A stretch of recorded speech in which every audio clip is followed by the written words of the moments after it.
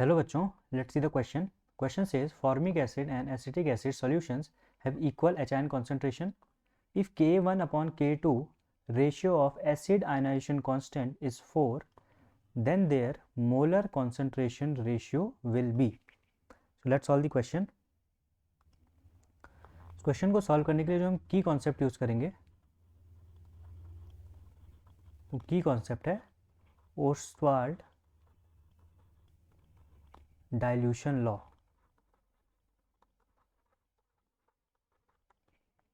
तो इस क्वेश्चन में हमें कहा गया है कि जो फॉर्मिक एसिड है और एसिटिक एसिड सॉल्यूशन है, उसके जो एच आयन कॉन्सेंट्रेशन है वो आपस में इक्वल है. तो H ion concentration of HCOH which is formic acid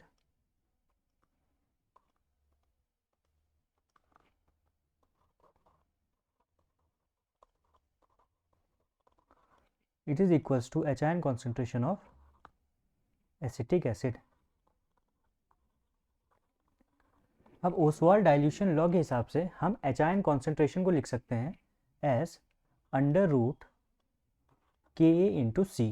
तो H ion concentration is equals to under root K A into C according to Ostwald dilution law, where K is acid ionization constant and C is concentration of acid.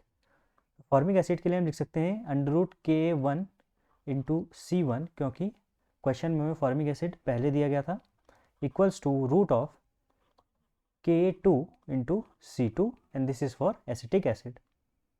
Square अगर हम दोनों side कर दें तो हमें मिल जाएगा यहाँ से K1 into C1 equals to K2 into C2. K1 upon K2 equals to C2 upon C1. तो यहाँ से C2 अपॉन C1 की जो वैल्यू आ जाएगी वो आ जाएगी 4. ये हमें क्वेश्चन में दिया गया है कि K1 अपॉन K2 की वैल्यू है 4. हमें रेशियो निकालना है फॉर्मिक एसिड की कॉन्सेंट्रेशन अपॉन एसिटिक एसिड की कॉन्सेंट्रेशन. तो यहाँ से हमारे पास जो हमारे पास आया ये आया है concentration of acetic acid upon concentration of